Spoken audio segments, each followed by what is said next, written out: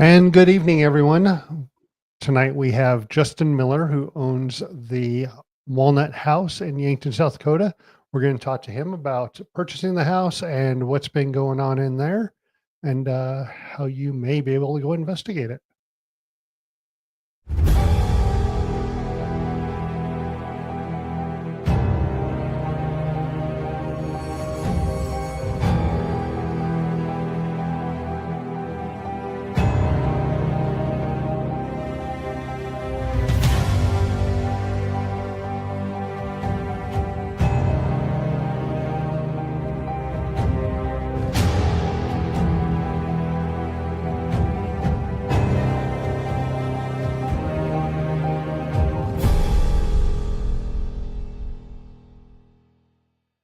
The Paranomalies podcast would like to thank Twinkle Twinkle Little Store located in Cheyenne, Wyoming for sponsoring our show.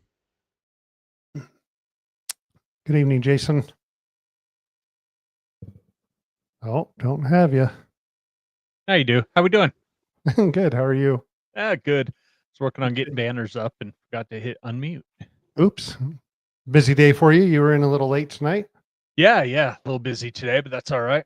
Keep on going. That's it.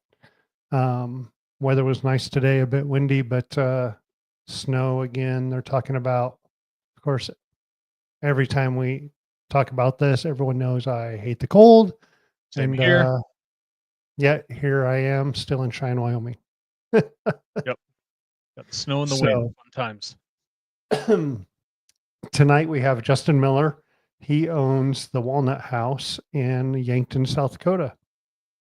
Yeah, this should be a good one. I always love talking to property owners and Yeah, kind of seeing their experiences and what led them into, hosting investigations. I think it's just such a cool thing. I like that they get it and then, maybe start doing renovations, and that's when they realize there's something going on. They're like, oh, wait, there's something here. Yeah. Yeah. All right. Let's bring Justin in and we're going to chat with him tonight. Sweet. Good evening, How's it Justin. going, guys? Evening. Hey, Justin. Hey. Just want to talk about how prompt you were. I came into the studio about 15, 20 minutes early and he was already in here. Ready and prepared. Yeah. Time changes. Wicked, huh? Yep. So tell us a little bit about yourself. What do you do, and do you investigate as well? Yeah. I work full time at federal prison, and outside of that, I own properties and different rentals. And that's what this was originally purchased for. And then once I started digging into it, it was in pretty bad shape when I got it, and started digging into it, and started noticing things just start happening. My parents and brothers and I are all investigators. We go and do a couple investigations a year, usually when all of us can get together. I even got my own kids involved on one or two. So, but nice. Yeah. Yeah, I've got my kids hooked on it as well, and they've always asking me to take them out and go investigate something. It's fun when they get involved. Yeah, So I guess I wish mine would, but she's too busy making Starbucks drinks. So, why'd you purchase the property? We originally purchased the property just to turn it back. It was a rental, and it has been. It's the property actually started life. It's deeded 1900, but Tom from Below the Plains, his YouTube channel, he actually came and knocked on my door to find out if he could dig my backyard. What he does is he digs outhouse pits. So okay, yeah. And so I agreed, and we found 3 pits in the backyard, and the bottles within it dated probably 1885-ish. Nice. Just with, so, and then So digging through property records, I was able to figure out that, from what I can tell, it was a boarding house for a good portion of its early life. And then from there, it was pretty spotty on permanent tenants, but I'm going to say easy 70% of its life, it's been either a boarding house or a rental. So many people have been through those doors. Yeah, I would think that it's much like our older buildings in our town. We had a family reach out. I started doing research on theirs, and from about 1885 to 1926, they had 72 property owners. Wow. There wasn't even a house on there until 1913. So I asked the gal who does the title work, I was like, hey, is that common for that old house? And she was like, yeah. She goes, if they couldn't build, then they just sell the property. And then health wasn't as, Mm-hmm. like doctors weren't as good and health wasn't as good. So someone would die and they'd sell the property. So seeing that many people through a property that early on is common. And I was floored by it. I didn't realize that. Yeah, I didn't either. When you told me about that, I was, kind of taken aback knowing that many people have, purchased and sold that piece of land. That was, I didn't know that really Yeah, and happened that much. the area that you're in is probably not much different than us. It was still wild up there, in the early 1900s. Yeah.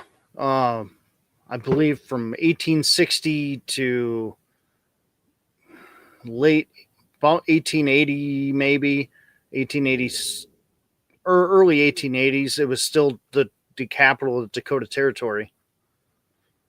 Wow. So then you get the house and Yep. you did the diggings. What'd you do at the house, like in the house? Everything from tearing walls apart to re-insulate to tearing floorboards up, um, replastering some, replacing kitchen, replacing doorways, uh, just everything and anything. It was pretty tore up. Yeah, so a pretty extensive remodel then. Yeah.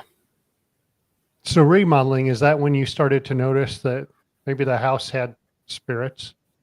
Yeah, it started It started when, and a lot of times I was just working on this nights and weekends. So I started noticing footsteps, and of course, at first you're always a skeptic until it proves you wrong. So, or until you can prove what it is. But Mhm. Yep. But yeah, I consistently heard boots upstairs while I was working downstairs. I could hear sounded like somebody walking up and down the stairs. I had the water turn on in the bathroom, and so at that point, I didn't tell my wife anything. So it wasn't until 2-3 weeks into this I finally kind of, and my kids were starting to notice things when they'd come and help, because at this point they're 11 and 16, so I didn't want to spook them at all, but they're starting to notice things. Uh-huh. So, and by this point I was starting to put windows in and do odds and ends, and I moved onto the front porch and I was sheetrocking that. And one night I was cleaning up my tools. It was 10:30 at night. I'm ready for bed. And I get cleaning up, and I've got brand new window sitting right next to me. It's nice and clear. And I hear the boot steps coming down the stairs. I think nothing of it until I see an older gentleman in his 70s, looked like about in his 70s, hunched over from being worn out, and he walks by and goes into the adjacent room. Oh, wow. I mean, I could see the pinstripes on his shirt, his slacks, the boots, the definition in his face. It was, Wow. yeah, I'd probably say that was the one time really a couple times that's really only spooked me in the house. I'm usually pretty steadfast. Yeah, but when you Um, see something that clear, that somebody is in your house, that's got to kind of, that's got to be jarring for sure. and I saw that twice, so I thought it was Oh. residual energy. It wasn't until one night I was tearing out the original front door frame of the home, and I had put a brand new screen door on, and it was all glass, and it was 9:30, 10 o'clock at night, so it's all dark. All I can see is the backlit from the room behind me, and I stand up, and I see him standing right on the backside of my shoulder, just watching me. After that, I would probably guess that might have been one of the homeowners. yeah, and later when I was really digging into the ownership, I believe I found his obituary, and he did die in the house. He was about the right age of the death and the right clothing. At that point, the obituary stated and I found out that he worked for the railroad, which I am just the home is actually just a block away from the original railroad station. So it makes a lot of sense for his dress. Yeah, Sure. and if it was a boarding house, could have had the railroad workers staying there. I mean, who knows? Yeah. So when you say it happened twice, was it the exact same thing both times? Him walking down the Yes. stairs and going into the room? Yep. And then the third time is when I found him standing behind me, tearing out the front door. Yeah, that would be unnerving. Yeah. And then I started bringing my spirit box and some more of my equipment up with me. And from there, when I started doing finishes, we heard everything from children laughing. I call it the giggler. The video is of my wife and I talking downstairs in the dining room, and we're talking about renovations, and come to find out, I caught it on camera upstairs, but it's something that's laughing at us. That's crazy. Through the investigations, have you you did the research to find this gentleman's obituary? Through the investigation, have you confirmed that's him, or has he not said anything? He has came through. He doesn't. I don't try to call on him a whole lot, but I try to get names. But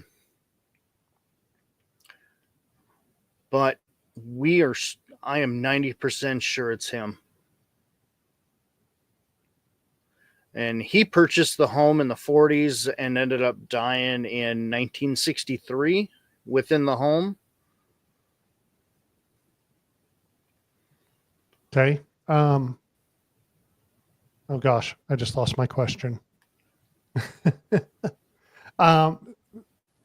You do have some videos on your Facebook page, the Walnut House. That's where I found you. Are those videos like just when you're renovating, or some of those your investigation videos? Oh, no. What I did was I actually rigged the whole house with cameras.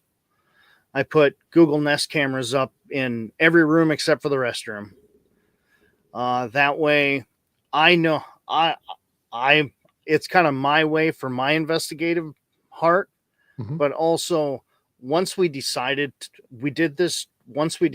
to allow investigations, and we're going to gear this towards that, it's there to also help the investigator that's coming in, because I'm not going to sit there and watch them investigate all night. Yeah. But if they contact me with a date and time, because I have a 30-day window for everything downloaded, then at that point I'll go back and look to see if I captured anything. Mm. Nice. Yeah, that can Well, I give like them. when the homeowners, or the property owners do that. I've also seen there's some properties now that are installing IR lights, like IR light bulbs and stuff like that in the fixtures to help out with, night Oh. filming and stuff like that. That's kind of cool. So, when you decided to start renting this out for investigations, when was that? How long have you had the house, and then when did you decide to do that? We bought the house. It's approaching 2 years ago that we purchased the house. And I've just been nicking at it the whole time. We decided to go full out for what we were going to do with the home. I want to say 8 months ago, maybe a year. And have you gotten a good response from teams as far as coming to investigate? Yeah, actually, my first booking is actually this weekend. Oh, good. Yeah, Nice. and I've got every weekend in March booked, and then we are now moving into April. I'm still working on my website and getting my online. I'm trying to decide which online booking widget I want to add on. So, Yeah, that but seems to be the issue with most of these places. Something ends up going wacky in that, and then it'll lock up on them or something, it seems. yeah. So with that, I'm still doing everything manual. So between sending invoices and making appointments. Right. Well, we will be excited to hear what the first team gets or sees. Um, I don't know if you can say who's in there, but Yeah, I got their consent this evening. Actually, American Paranormal is going to be swinging in this weekend, and they took both nights. So, and it sounds like they're going to be live streaming on their page. nice. Well, we'll be sure that everyone hears that. And it was American Paranormal, and you can find them on Facebook, I'm guessing, and see the live Yes. stream this weekend at the Walnut House. Sounds like somewhere we definitely need to work our way up to. We were talking about that before we went live, and all these places and all these teams that we talked to are like, hey, come on out. And we can use a whole summer for a road trip. Yep. Yeah. Another paranormal road trip. Sounds like a great place. I hope we can make it up there at some point. Tell us about the area. Was there? I mean, railroad came through, so obviously it was a railroad town back in the time. Was there Yep. anything else that happened in that area?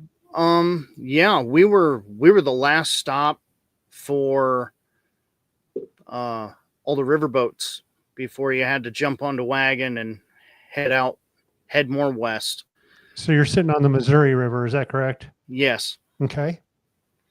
So we were the capital of the Dakota Territory. And then when Yankton was first just a stockade fort for fur traders originally, and the end of the stockade wall was about 3 blocks from me, from the location of the house. And I've gotten, through communication with different spirits, there was a great battle here. I'm not sure because when the settlers came in, they actually had to kick the Native Americans off the land that Yankton sits on now. Yeah. Yeah, I'm sure that was probably pretty intense back in the time. Knowing about some of those Indian wars and stuff that happened, that probably was a great battle. And if it's only that far from where the fort wall would have been, you would have had those settlers and the natives both that were right outside the fort doing business too. Yep. So yeah, sounds like a pretty cool area back in that time. And then who knows what happened, just on that land alone. Yeah. So we know There's a that lot we of have, history in the old crossroads towns, just like here in Cheyenne. We got the east-west for the railroad and the north-south, and you have the Missouri River there, where you said that was kind of the last departure to get off on the stage. So yep. brings a lot of people through. Even with the gold rush over in Deadwood, they had to steamboat up this way, get off here, and then stagecoach out there. Yeah, that's a lot of people. We're looking into some of that Black Hills area to go do investigations ourselves. Yeah. So Yeah. you're booking out into April and through the rest of the year, I would guess. And what are you charging to rent a house? So the state of South Dakota is kind of making me charge tourism tax and sales tax. So it's $350 a night plus 8.7%. So which ends up totaling out to be $380.45. A little more reasonable than quite a few places out there, I believe. And that's where I wanted to be. I wanted to have a price point that everybody could most teams can afford. Yeah, and where you are, most teams were going to have to travel to it. So keeping that more Mhm. affordable is what we like to see too as a team. Yep. And the house I've got central air, central heat. It's more of an Airbnb than most of your paranormal spots. So That central air is something my wife would like. something I enjoy too. Yeah, start that'd doing- be a step up from a 6-foot industrial fan that we were running that one time out in Kansas. We went to Kansas last year to a house out there, and it had to be 90 degrees and the humidity had to be 90%. They had one window AC upstairs and this big, huge, like he said, 5 or 6 foot industrial fan. So every time we took a break, it was the first thing: run over, turn the fan on, and just stand there for like 2 minutes and cool down. Yep. That's misery. The thing would vibrate the entire house, and so, like, goodbye to hearing anything while we're on break, Right. Yeah. We weren't even talking. We're just doing stuff and getting equipment ready and all that, and then turn it off and be like, okay, here's what we're doing next. So yeah, the central air, people are going to love you for that. Yeah. And I do like the whole Airbnb, stay where you investigate type thing. We did that, I think, first time for Way Out West Paranormal was a few weeks ago when we came out to Nebraska to the Blue Hill house, and actually got to stay in the home that we were investigating. And that, number one, made things so much easier than lugging gear from a hotel or another Airbnb, to on site. And then plus just, getting to stay where you investigate, you rile everything up, and then you got to put your head down, and it's like, crap, I don't want to close my eyes. Yeah, you don't want to pack all up and head back at 4 o'clock in the morning. No. Yep, exactly. Well, Justin, it's been great having you on. It sounds like a really cool place. We will have to add it to our list of places to investigate. Absolutely. Well, I appreciate that. We'll make sure everyone goes to the Walnut House in Yankton, South Dakota. $380 something a night. That's a very reasonable price, I believe. Absolutely. Yeah. Considering a lot of what you're seeing now is anywhere from $500 to $1,200 a night. Yep. And fully stocked fridge, full coffee bar. Dang. Nice. You put out all the stops. Nice. Well, I took everything that I like from all the investigations that I've been on, and I tried to incorporate it. So I feel that if you're comfortable, your energy's comfortable, and it's more willing to flow. Yes. Doing other That's a great investigations. approach. Where else have you investigated? We've done McAteer Villa. We've done Axe Murder House, Melbourne Manor, and I've done, just this last weekend, we kind of got a private event over. There's a woman's over at the state hospital here. There's an old building that used to be a woman's ward that we were able to go into. That was one of the first. That was the asylum for the insane for the Dakota Territory when it first opened. Wow. Catch anything good over there? Yeah, we got a few good ones. Nice. We'll make sure everyone also don't forget American Paranormal is going to be at the house this weekend. They're going to go live. Investigating. Is there any place that's on your bucket list to go investigate? Oh, I'd You've got love some to. great places, by the way. I'd love to do Waverly at some point. I'd like to see the Missouri State Pen. Mhm.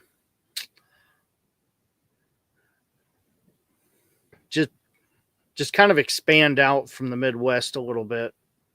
Maybe Right. get down into Texas a little bit later.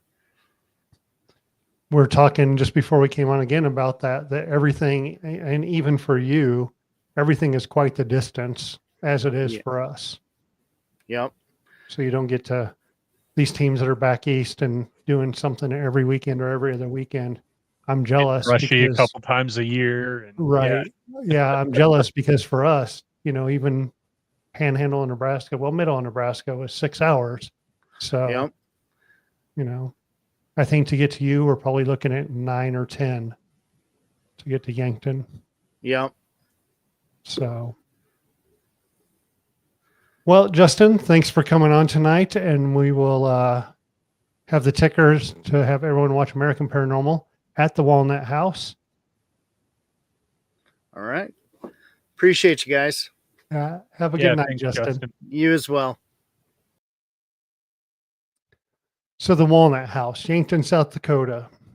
Sounds like a great place. We got to make it up there. It has that Old West history that I like. If there was a fort close, that there was stuff going on. Yep. Let alone it being a boarding house with all those people coming in and out. You got railroaders. You got I'm sure the people that were doing the steamboats and stuff like that. The crews for Right. those crashing there. I mean, so many people coming in and out of a place like that. We got Shannon, who says she can't wait to check it out. We can't wait either. We will definitely add that to our list. Yeah, I'll be watching that live stream this weekend. So that'll be cool. Yeah, American Paranormal in there. The other thing I need to add to our list is Twinkle Twinkle Little Store. I need to go get coffee because I haven't been to get coffee yet. The new location in the mall, they have those 5-pound coffee bags of Bones coffee. Those massive bags. Yep. Yeah. Yep. You'll probably go through that in a couple months. Yep.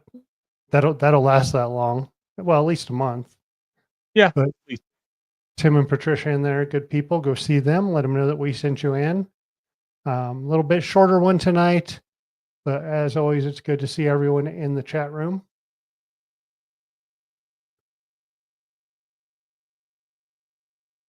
Thought Jason was going to fill in something there. Sorry, I was setting up. Oh, there we go. Yeah. So last weekend with Justin. Oh, that's where they were. So nice. All right. Well, everyone, thank you for watching tonight. We'll see you next week. All right. Thanks, everyone. The Paranomalies podcast would like to thank Twinkle Twinkle Little Store located in Cheyenne, Wyoming for sponsoring our show.